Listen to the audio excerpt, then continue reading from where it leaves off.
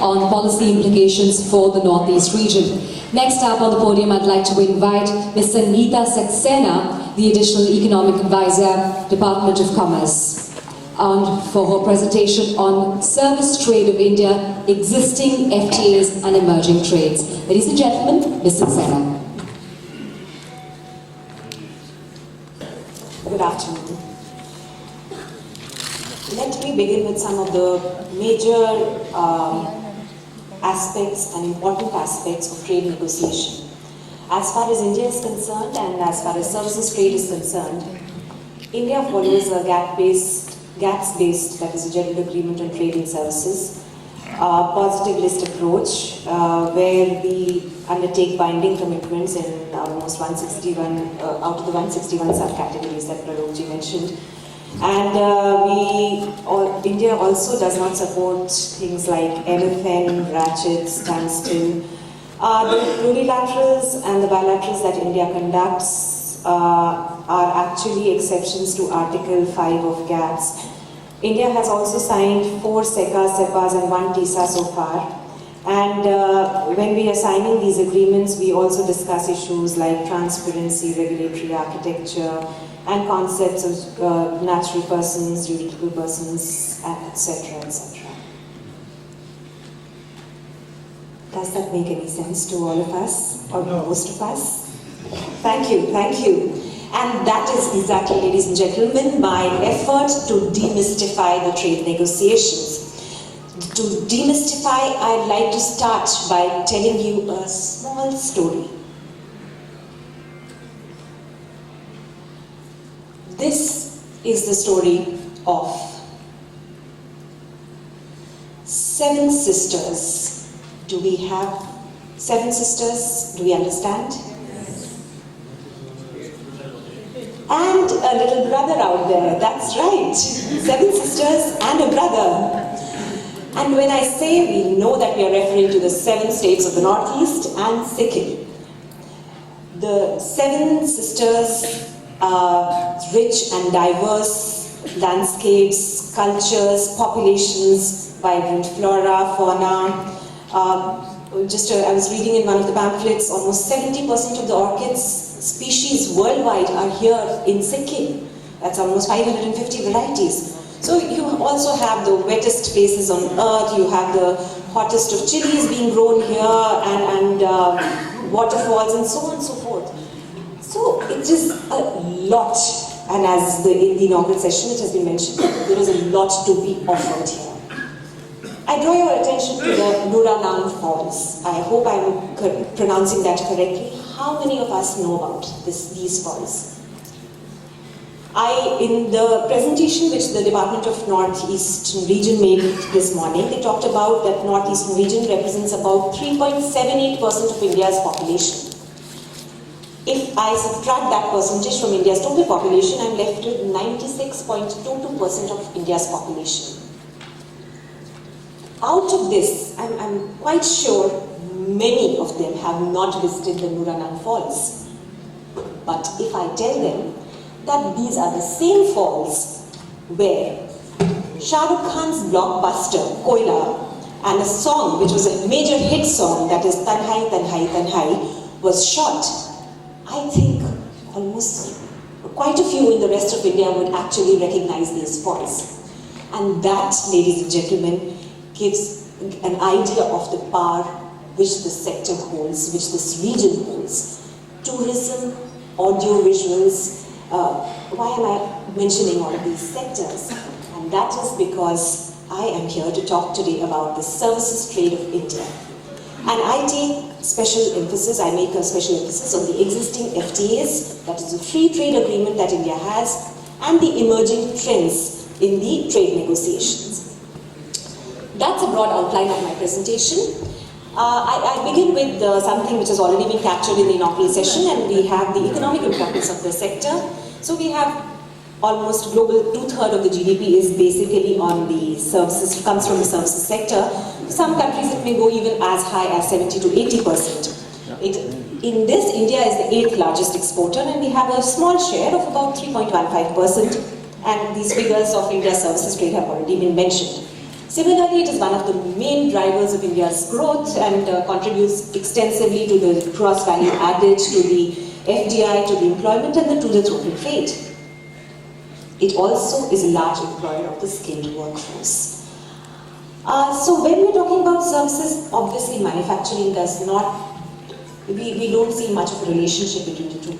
Make in India, one of the flagship schemes of the government to boost manufacturing in India, we think that that is a completely different arena. However, there are substantial linkages between services and manufacturing. Just as a case in point, if we look at the financial services, obviously manufacturing needs credit, they need the banking services, they need the insurance services. And similarly, the logistic services, the transportation, the shipping, the courier services, they are all required. So these services feed into the manufacturing, that is the Make in India. And that is why better services improve the competitiveness of manufacturing sector. So actually, if the service sector grows, it's not just more than 50% of our gross value added, it is much, much more in terms of contribution. As I mentioned, India's share is a minuscule amount, but India's rank has been improving in the international arena. And I draw your attention to the last sub-point, that is that the surplus in services trade in the last financial year was $77 billion. There is one person, in our entire economy or in the governmental system who is very, very happy to know about this surplus. Can you guess who that person or office or official is? Absolutely, it is the Honorable Finance Minister. And that is because, in fact, he was there in one of the services conclave which the department had organized. And he said, I have a keen interest in seeing the services sector grow. And he talked about the services trade surplus helps him to finance the merchandise trade deficit, a point which Joint Secretary Mr. Pandey had made in the inaugural session. Now coming on to the characteristics of services trade, services by nature are intangible. You cannot, there is no form, there is no definition to it. We cannot therefore impose tariffs on that. So there are other instruments by which we deny or give market access. However, these market access can be nullified through a variety of instruments, including domestic regulations, which Professor Pralok Gupta talked about. Also that we may discriminate between the domestic service providers and the foreign service providers. There may be some norms which will restrict the market access and other restrictions which can be there. WTO broadly classifies 12 sectors and under these there are 161 subsectors. So we'll come back to these figures later on in the presentation. I go back out of these, India's exports of 157 billion, our major exports are for software and almost half of that comes from software. So we are essentially concentrated on one particular service sector and there is an urgent need to diversify. So when I talk about the need for diversification, which are the potential winners that our country has? So we have the other business services like management consultancy, professional services, health-related professional services, medical value tourism, and this is important in this part of the country. Similarly, audiovisual services, and you have the list on your screens. Now, coming to some of the jargon that I started my presentation with, modes 1, 2, 3 and 4. But trust me, I'll attempt to make it simpler. GATS, that is the General Agreement on Trade and Services, defines 4 ways in which a service is delivered. And accordingly, when trade negotiators, when we negotiate our deals, we negotiate as per these 4 modes. Essentially, the concept is that there are 3 principal characters in a supply of service on the international arena. So you have the service consumer, so that is our trading partner. You have the service supplier, suppose that is India in this case, and we are providing computer-related services. And we have the service itself. So mode 1 that I was talking about In this case, and the red, the orange bar that you see in the middle is perhaps the boundary of the between the two countries. So in mode 1, it is the service which moves from the service supplier to the country of the service consumer. Any examples of mode 1 services that can come to our mind? For example, the entire business process outsourcing services. So we are providing those services sitting in our country, but doing that over telecommunications or intranet or internet. Similarly, these days, the entire realm of mode 1 services is changing. We have new concept. I'm sure many of us have heard about 3D printing. We actually have construction services being delivered through mode 1. That is through the internet.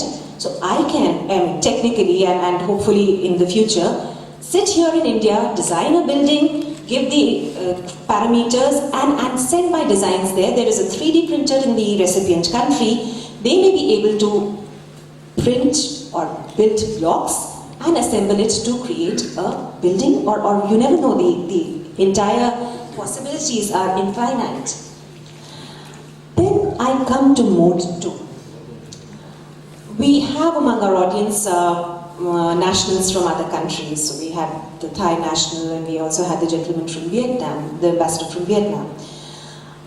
When they come to India, what kind of services do they, or under what mode do they consume? They consume the services under mode 2, which is consumption abroad. Here we have the Indian service supplier and the service that they are providing. Thus, the foreign national, the service consumer, moves from their country and comes and consumes the services in India here, in this case. So that's mode 2 for us. Examples include tourism, education, foreign education, and other such. Medical value tourism is another one. Mode 3. We talked about the FDI policy, that the foreign direct investment policy. So here what happens is that we create an entity, which is a foreign affiliate, a branch office, regional office, or something like that. For example, TCS India has an office in, say, US, so they create a TCS US subsidiary, and from that subsidiary, they deliver services in US. That is mode 3 for us. And lastly, and this is where India has a tremendous advantage, and that is the movement of natural persons, and we talk about mode 4, where the service supplier himself or herself moves from the country of their residence to the country of the service consumer. But we have to remember that this is only about temporary entry. This is GATS, that is General Agreement on Trade and Services, does not talk about permanent stay in the recipient country. So that's 4 modes for us, and you have the examples here. And as far as India is concerned, I'll just go back to that. India is concerned, mode 4, that is the movement of natural persons, and mode 1, that is services delivered through internet and through telecommunication networks and postal and courier, are the ones which are important for us. And we keep that in mind when we are negotiating with the bilaterals or the plurilateral and the multilateral as well. Now, broadly the steps which are there to promote services exports, they have already been addressed in the inaugural session. So we have the trade agreements of all hues. You have the multilateral, plurilateral, bilateral.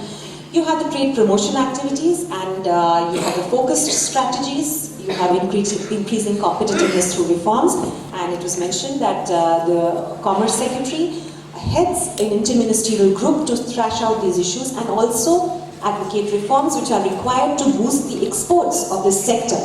And we also have the subsidy, which Pranubji in his presentation also touched upon.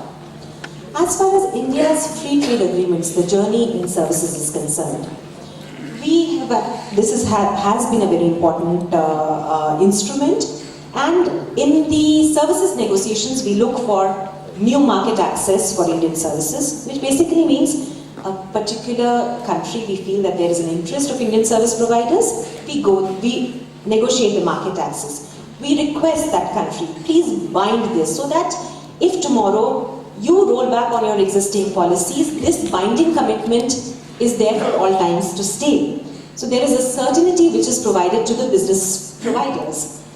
We also talk about in-depth commitment, so we are not happy with one mode being offered or two modes being offered. We request for all the 4 modes of delivery to be offered. And we also tackle issues of domestic regulations and mutual recognition agreements. I'd request you to remember this phrase, mutual recognition agreements, because though technically GATS allows us to have these mutual recognition agreements, however, worldwide and particularly in India, there has been problems in getting these off the ground. Okay, we have, as far as services is concerned, signed 5 agreements till now, that is with Singapore, Korea, Malaysia, Japan and ASEAN. Till now, Japan and Singapore have been our most ambitious agreements, and where we have got a substantial market access from these 2 countries. Due to the slowdown in the Doha round at the WTO, we have had the multilateral institution has been slowed down, and it has led to proliferation of plurilaterals or bilaterals. Plurilaterals means many countries are involved in the negotiations. Bilaterals means it's 2 countries which are involved. And India is also no exception to this. So we have some plurilaterals like the RCEP, that is the Regional Comprehensive Economic Partnership. We have the EU, that is the European Union, a group of 28 countries. We are negotiating with them. We have also the EFTA, a group of 4 countries in Europe. And at the same time, we are also negotiating the bilaterals with Australia, Canada, Thailand and New Zealand. What are we seeking in these FTA agreements? We are seeking substantial WTO plus commitments. As Pradokji mentioned, that each country at the WTO had offered that this is what we are ready to offer to the rest of the world. We are seeking something more than that, and that is where one of my phrases from my introduction, that is, these are exceptions to Article 5 of GATS. Article 5 of GATS says it's okay if you give preferential treatment to one country or a few countries, unlike the most favored nation that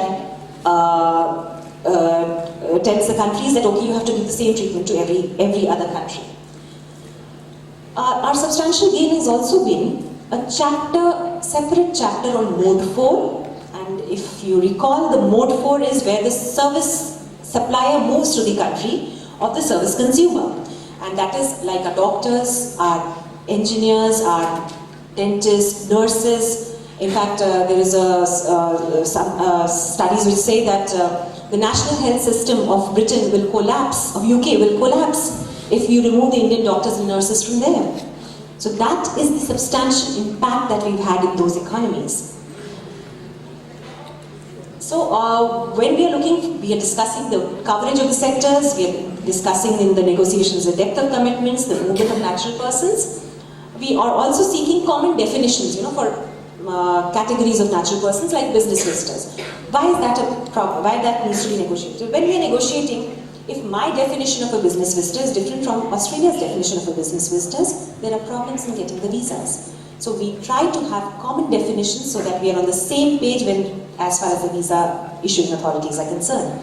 Another thing which most of the countries do is they impose economic needs test. It's, I wouldn't say exactly but like non-tariff barriers you have in goods. That is, you impose certain conditions which are there only for the foreign nationals. So that is a restriction, and we try in our negotiations to minimize that or eliminate that. Just a broad comparison of the 4 existing FTAs that India has had and the services sectors. If you remember, I talked about 12 sectors and 161 subsectors. So we have in our bilateral FTAs from 8 to 11 sectors being committed by the other countries. We also have, and that is important, GATS normally does not allow, it has given us just an annex, which is an optional annex for movement of natural persons. But we have ensured that we have an annex on natural persons, movement of natural persons in each of our FTAs. And as I mentioned, that we seek definitions and exact terms and tenures of stay and conditions for entry for all of our categories of natural persons. And in all our FTAs, we've got what is WTO plus commitments of our bilateral partners, and also vis-a-vis other countries that they might have entered into. What are the emerging trends as far as services negotiations are concerned? Trade facilitation in services. Our first services free trade agreement that India signed was with India-Singapore way back in 2005. 10 years is a long time to gain negotiating experience and also correct our course midway. Just as in India and the rest of the world has signed the Trade Facilitation Agreement, which basically talks about the facilitating of goods in the exports, we are also talking about trade facilitation in services, and that is including visa issues and all the other things which obstruct the movement of service personnel. Linked to this is the skilling and placement, and that has been referred to, and that is the thing which we are going to discuss over the next 2 days, to identify and to make projections or requirement of workers, perhaps say in 10 major economies of the world, and then to enable skilling for those very sectors. For example, I understand that UAE is having a Global Expo 2020, and in that there are about 3 lakh jobs being created. Now that is something India needs to get on and start catering to that demand, and work backwards and need to skill in those shortages which are perceived, and then export our services of our skilled labor. Similarly, Japan is hosting the next Olympics, in 2020. A study shows that Japanese are in dire need of nurses who speak English because they need to cater to those foreign tourists and sports persons who will be traveling to Japan in the course of the next few years and perhaps beyond that. That is an area of demand for us, and we need to factor that in when we are doing a skill mapping, skill gap, and create opportunities to facilitate this. One problem which Prabhuji mentioned was about the domestic regulations or standards, which often is a barrier and we are unable to. And I also mentioned a mutual recognition agreement, which unfortunately we have not been able to cash in our FTA negotiations. So mutual recognition is, when we negotiate market access, we actually do what we say as pray and pray. We say that, okay, we want market access in these sectors, and then we pray that the other country takes notice of that, enters into a mutual recognition agreements with us, which is voluntary, it's not something which is compulsory, by its very nature of the instrument. And if it doesn't work out, we lose that market access. We cannot operationalize that market access. Instead, what is required is that we see where are shortages available, how we can tackle those shortages and supply our own skills, and whichever country needs those skills, we enter into an agreement with them for dual certification. That is, a certificate which says, yes, this person has been trained in, say, welding services or other services, and this is at par with, say, the welding services as specified or required in Australia. That dual certification is an instrument which will help us in operationalizing the market access that we negotiate during the FTAs. Now, what is the advantage of Northeast? And that is one of my last few slides. As has been mentioned earlier, it is the English speaking, and that comes, as I mentioned, it comes very naturally to the population here. Then why don't we think about exporting the services of English language teachers? And we have tried doing that in some of our FTAs. In the reviews that are coming up, now we are trying to expand that scope. And I mentioned the case of EPIC, that is the English program in Korea, where we have taken up this matter, or we are trying to take up this matter with the Korean authorities and expand the purview and take English language teachers from India. And Northeast is a good source of supply of such skilled teachers. Similarly, the literacy, especially internet literacy, is definitely pointed to the readiness of this sector to the region to deliver services through mode one, subject to the infrastructural constraints, of course. And the diversity adds to the charm for sectors like tourism and hospitality. And we have the medical value tourism, higher education, and in fact yesterday we had this fashion show, which is one of the, perhaps the professional services. I'm not very sure of where exactly it fits in, but it is there. And the last point that I draw your attention to is the recreational and sporting activities, the sports and the performing arts. They don't need an introduction. Mary Kom and Baichung Bhutia, two of the best known personalities, sports personalities from the Northeast region. Baichung Bhutia has played not only for India, but also for clubs, various clubs in Europe. That is an export of the sports and recreational services. Tomorrow, if he becomes a coach and he coaches a team of a foreign country, that is the export of services. Just like the Brazilians export the coaching services of the footballers, of the soccer. Why can't we achieve to do that? Why can't we aspire to do that? When the river sleeps, Eastern Kaya, do we have anyone from Nagaland? Yes, of course. So as you would be aware, and for the rest of the audience, Eastern Kaya has recently won the Hindu Literary Prize. Just a pointer to the general, what we have been talking about, the English-speaking abilities, the ethos, the things that come very naturally to population in the northeastern region. So what exactly are our aspirations? Our aspirations are that those 7 sisters and a brother, they come together much like the colors of a rainbow and be significant contributors to India's services exports. Thank you. Thank you very much, Ms. Saxena.